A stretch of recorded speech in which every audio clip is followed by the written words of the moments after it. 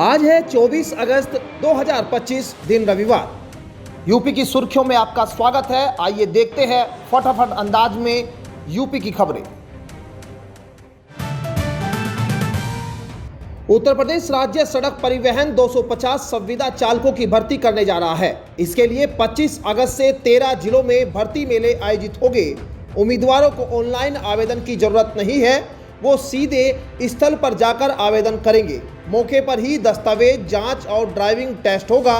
सफल अभ्यर्थियों को आगे की परीक्षा और परीक्षण के लिए कानपुर भेजा जाएगा। इस भर्ती के लिए न्यूनतम योग्यता 8वीं पास और 2 साल पुराना हैवी लाइसेंस जरूरी है।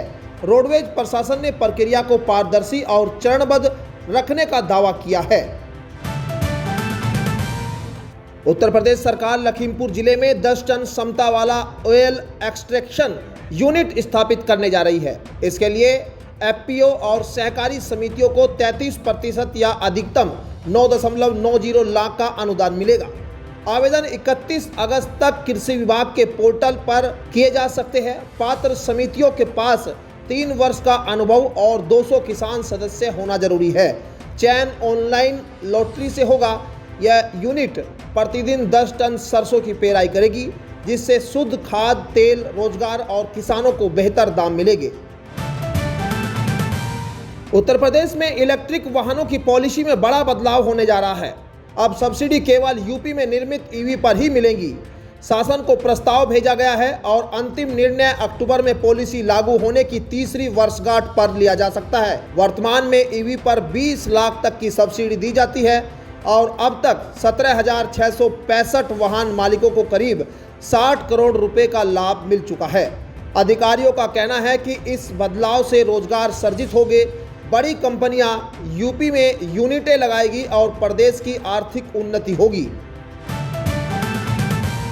मुख्यमंत्री योगी आदित्यनाथ ने शुक्रवार को परिवहन विभाग और यूपी रोडवेज की समीक्षा बैठक में निर्देश दिया है कि ई बसों की खरीद में मेड इन यूपी को प्राथमिकता दी जाए। उन्होंने बस स्टेशनों के निर्माण कार्य तेज करने, नए रूट चिन्हित करने और सड़क सुरक्षा पर विशेष ध्यान देने के आदेश दिए। सीएम ने बताया कि 23 बस स्टेशनों को पीपी मॉडल पर विश्व स्तरीय टर्मिनल के रूप में विकसित किया जा रहा है, जबकि दूसरे चरण में 54 और स्टेशनों का विकास होगा। वहीं यूपीएसआरटीसी और 8 शहरों में इलेक्ट्रॉनिक डिपो बना रहा है। बैठक में 4 पीसीएस अफसरों के तबादले भी किए गए। सहकारिता मंत्री जेपीएस राठौर ने लखनऊ में सहकारी बैंकों में क्यूआर कोड से भुगतान व्यवस्था की शुरुआत की है। यूपी कोऑपरेटिव बैंक लिमिटेड में आयोजित कार्यक्रम में उन्होंने किसानों को खाद वितरण और समितियों के विकास पर जानकारी दी। मंत्री ने बताया कि इस बार किसानों को पहले से ज़्यादा खाद उपलब्ध कराई गई है और सहकारी समितियों से किसानों को नियमित रूप से खाद मिल रही है। उन्होंने कहा कि अब तक 980 समितियों की मरम्मत कराई जा चुकी है। बंद समितियों को दोबारा चालू किया गया है और हर समिति को 10 लाख की मदद दी जा रही है। प्रदेश सचिवालय में अब ई पेंशन सिस्टम लागू होगा। वित्त विभाग ने आदेश जारी करते हुए स्पष्ट किया है कि यह व्यवस्था 1 दिसंबर 2025 अथवा उसके बाद सेवानिवृत्त होने वाले सचिवालय कार्मिकों पर अनिवार्य रूप से लागू होगी। इससे पेंशन स्वीकृति की प्रक्रिया ऑनलाइन होगी, जबकि आहरण व वितरण अधिकारी व विभागाध्यक्ष यथावत रहेंगे। वहीं सचिवालय प्रशासन ने निजी वाहनों की पार्किंग व्यवस्था पर नया आदेश जारी किया है। अनुसचिव से कनिष्ठ अधिकारी और कर्मचारी केवल तभी सचिवालय में वाहन पार्क कर सकेंगे जब वे स्वयं वाहन चलाकर आए। ड्राइवर या परिजन द्वारा चलाए गए वाहन भवन में पार्क नहीं होंगे। Uttar Pradesh power corporation limited ने बिजली उपभोक्ताओं की शिकायत की गुणवत्ता जांच का बड़ा अभियान शुरू करने का निर्णय लिया है। अध्यक्ष डॉक्टर आशीष कुमार गोयल और एमडी पंकज कुमार के निर्देश पर यह अभियान 25 अगस्त से 10 दिनों तक चलेगा। इसमें बिजली आपूर्ति, ट्रांसफार्मर खराबी, बिलिंग, मीटर और नए कनेक्शन से जुड़ी शिकायतों का परीक्षण किया जाएगा। अधिकारी प्रतिदिन उपभोक्ताओं से बातचीत कर फीडबैक लेंगे और कुछ शिकायतों का स्थलीय निरीक्षण भी करेंगे।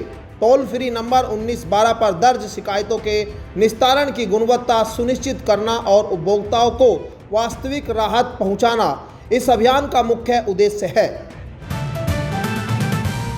गोमती नगर लखनऊ में ग्रामीण व कृषि पर्यटन की पहली चौपाल आयोजित हुई, जहां किसानों को पर्यटन से आय बढ़ाने के नए तरीके सिखाए गए। विशेषज्ञों ने कहा कि ग्रामीण पर्यटन में पारंपरिक चूल्हे पर बने खाने का स्वाद पर्यटकों को खास अनुभव देता है। किसानों को सलाह दी गई कि गांव में धार्मिक स्थलों की सफाई, पर्यटक सूचना केंद्र, होम स्टे की स्वच्छता और स्थानीय उत्पादों जैसे अचार मसाले बेचने पर ध्यान दें। पर्यटकों को खेतों में काम करने, गांव घूमने और शिल्पकारों से मिलने का अवसर देने की बात भी कही गई। इस पहल से किसानों की आय बढ़ाने का लक्ष्य है। केंद्र सरकार ने वाहन मालिकों को राहत देते हुए बीमा पॉलिसी ट्रांसफर की अवधि 14 से बढ़ाकर 30 दिन करने का फैसला किया है। लोकसभा में पेश जन विश्वास विधेयक 2025 के तहत मोटर वाहन अधिनियम में संशोधन किया जा रहा है। अब वाहन बिक्री या नामांतरण के बाद बीमा ट्रांसफर कराने में लोगों को ज़्यादा समय मिलेगा।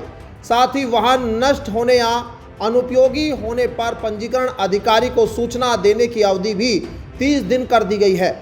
इसके अलावा सरकार ने मोटरसाइकिल को भी कैब ऑन रेंट नियम में शामिल करने की तैयारी की है। प्रधानमंत्री ग्राम सड़क योजना 3 के तहत ग्रामीण विकास मंत्रालय ने 2565 मार्गों के निर्माण को मंजूरी दी है, जिनकी कुल लंबाई 18,938 किलोमीटर होगी और लागत 14,638.72 करोड़ रुपए आएगी। उत्तर प्रदेश ग्राम्य सड़क अभिकरण के सीईओ अखंड प्रताप सिंह ने बताया कि इनमें से 747 मार्ग 5,820 kilometre full depth reclamation FDR तकनीक से बनाए जा रहे हैं, जिनमें 5,000 किलोमीटर कार्य पूरा हो चुका है। इसके अलावा 630 किलोमीटर सड़कों के नवीनीकरण में 710 टन वेस्ट प्लास्टिक का उपयोग हुआ है। उत्तर प्रदेश उप मुख्यमंत्री केशव प्रसाद मौर्य ने निर्माण गुणवत्ता की निगरानी के निर्देश भी दिए हैं।